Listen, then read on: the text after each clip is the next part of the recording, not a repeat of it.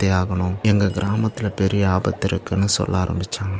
அப்படி சொல்லிட்டு இருக்கும்போது அர்ஜுனனும் பீமனும் வந்தான். என்ன ஆச்சு, ஏன் பதட்டமாக இருக்கீங்க, எது வந்தாலும் சொல்லுங்க அப்படின்னு கேட்டான். பொதுமக்களில் ஒருத்தன், நாங்கள் அரசரை பார்க்கணும், எங்களுக்கு எங்கள் ஊருக்கு போகிறதுக்கே பயமாக இருக்குது, எங்கள் ஊரில் நிறைய பிரச்சனைகள் இருந்தாலும் நாங்களே அதை சமாளிச்சுட்டு இருந்தோம்.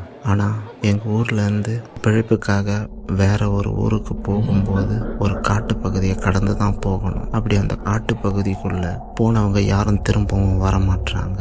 அது மட்டும் இல்லாமல் நாங்கள் அந்த காட்டுப்பகுதியை உபயோகம் பண்ணாமல் தான் வேற ஒரு கிராம பக்கமாக போயிட்டு வந்துட்டுருப்போம்.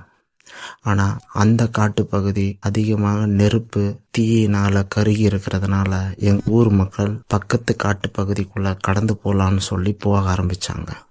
அப்படி போகும்போது அந்த காட்டில் அமானுஷ சத்தம் அதிகமாக வரதா நிறைய பேர் சொன்னாங்க. அதை பார்க்கலான்னு போன ஒரு 15 பேரும் ஒரே சமயத்தில் திரும்பவும் வராமல் போயிட்டாங்க.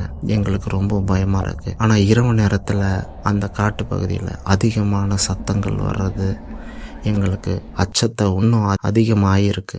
எங்களுக்கு என்ன பண்ணுறதுன்னு தெரியல. அதனால் இதை பற்றி நாங்கள் அரசர்கிட்ட சொல்லி இதுக்கு ஒரு முடிவு கட்டணுன்றதுக்காக தான் நாங்கள் இங்கே வந்தோம். இப்படி அந்த ஊர் மக்கள் சொல்லிட்டு இருக்கும்போது தருமனும் அங்கே வந்தான். தருமனும் இவங்க சொல்கிறதெல்லாம் கேட்டு ஒரு முடிவுக்கு வந்து அவனும், சரி, நீங்கள் ரொம்ப தூரத்தில் இருந்து